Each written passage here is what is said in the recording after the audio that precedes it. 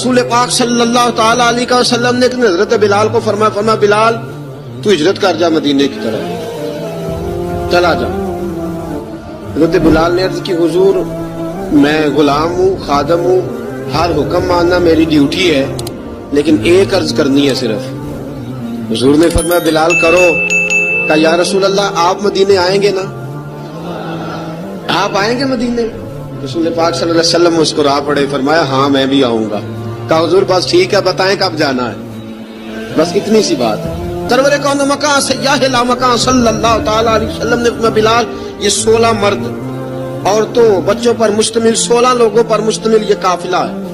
اس قافلے کے اوپر تجھے میں امیر مقرر کرتا ہوں. تو ان کو لے کے جائے گا مکے سے مدینے 250 کلومیٹر کا سفر 250 میل کا سفر. حضرت بلال حبشی رضی اللہ تعالیٰ عنہ قافلے کے امیر بن